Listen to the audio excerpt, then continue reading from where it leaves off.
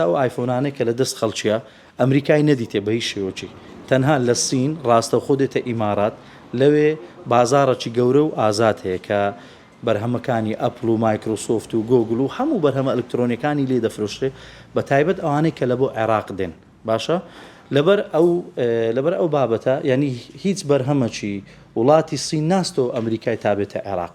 لۆیە گرانبوونی تەنها دەنگۆیەکە لە بازار و هەر پامەچ لەو کەسانێک کە ئێستا بەڵێ بڕێک سعرەکان بەرز بوویتەوە لە بەرەوەی خەڵکانەشی زۆر دەکڕن وا دەزانن مەسەلەن کە سعرەکە بەرز دەبتەوە تا دواتر بیفرۆشنەوە خێری لێ بکەن ئێستا ئەوەی بە تەمای کڕینی ئایفۆنیشە پێویست ناکە یعنی ئێستا پەلێ لێ بکە بە هیچ شێوەیەکی لە بەرەوەی بەڕاستی ڕاست نییە و دواتر ترامپ یاریەکی بە بەکارهێنانی دەسەڵاتی خۆی بە بازار کرد ئەوڕۆ ئاگدارم نرخەکان هادەبوویتەوە پاش ئەوەی کە ترامپ بڕیاریدا دوای 90 ڕۆژ بڕیاری زەریبەی سەرسین بخواتە بواری جێبەجێکردن لە هەموو تایبەتمەندەکانی لە ئایفۆن هەیە لە سامسونگیشەیە بێ جیاوازی ینی ئەگەر ئینسان بە ئینسافەوە شتەکە بڵێ باشە ڕەنگە لە ڕووی سکوریتیۆ جاران ئایفۆن باشتر بوو لە هەموو مارکەکانکە بەڵام ئێستا هەموو مارکەکان هەمان ئەو ینی تایبەتمەندیانیان تێدا